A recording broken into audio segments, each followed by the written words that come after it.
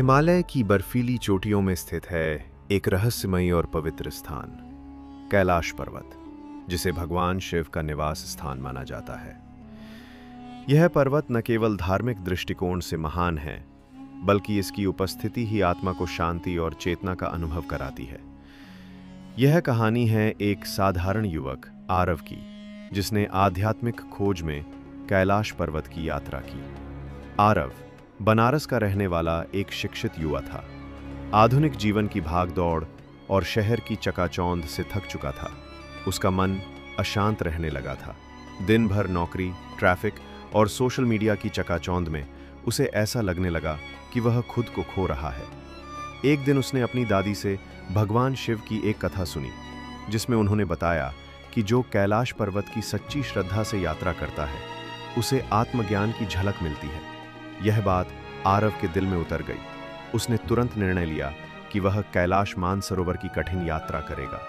यात्रा की शुरुआत आरव ने इस यात्रा के लिए खुद को तैयार किया। शरीर को तपाया, मन को साधा और हफ्तों की तैयारी के बाद वह मानसरोवर की ओर निकल पड़ा। रास्ते में बर्फीली हवाएं, ऊंचाई की कमी से सांस फूलना और खाने पीने की कठिनाइयां आईं। कई बार उसका मन डगमगाया, लेकिन हर बार भगवान शिव की छवि उसकी आंखों में आ जाती। मानसरोवर झील पहुंचते ही आरव की आंखों से आंसू निकल पड़े। झील की शांति, हिमालय की गोद में वह दृश्य कुछ ऐसा था जैसे सारा संसार वहीं रुक गया हो। वह झील में स्नान कर जब कैलाश पर्वत की ओर देखने लगा, तो उसे लगा कि पर्वत उसे बुला रहा है। कैलाश के दर्शन और आत्मा की पुकार। अगले दिन आरव ने कैलाश पर्वत का परिक्रमा आरंभ किया, जिसे कैलाश परिक्रमा कहा जाता है। यह परिक्रमा कठिन थी। पथरीले रास्ते, सांस रोक देने वाली ऊंचाई और कभी-कभी जान का खतरा भी। लेकिन आरव हर कदम पर ओम नमः शिवाय का जाप करता रहा। तीसरे दिन जब वह डोलमा ला पास पर पहुंचा, जो कि सबसे कठिन बिंदु माना जाता है, उसका शरीर थक कर गिर पड़ा। उसकी सांसें धीमी होने लगी। वह बर्फ पर लेट गया और बोला, हे भोलेनाथ, अब मुझ में शक्ति नहीं है, लेकिन मैं आपको छोड़कर नहीं जाऊंगा। तभी एक बूढ़े साधु का हाथ उसके कंधे पर पड़ा।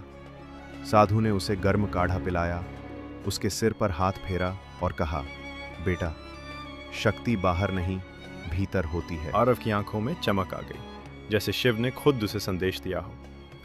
वो फिर से उठा, लड़खड़ाते कदमों से परिक्रमा पूरी की। जब उसने आखिरी बार कैलाश पर्वत की ओर देखा, तो उसे पर्वत की चोटी पर ध्यान मग्न शिव की छवि दिखी, शांत, निष्पक्ष और कृपालु।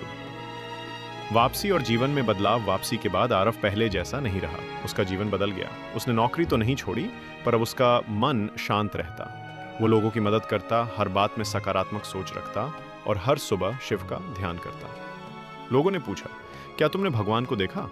आरव मुस्कुराया और बोला, मैंने खुद को देखा। निष्कर्ष, ये कहानी हमें सिखाती है कि कैलाश पर्वत कोई सामान्य पहाड़ी नहीं, बल्कि एक आंतरिक यात्रा का प्रतीक है।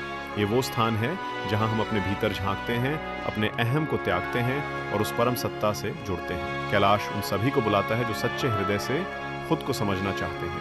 कैलाश केवल एक स्थान नहीं, वो एक अनुभव है, और अनुभव वही करता है जो स्वयं की खोज में निकलता है।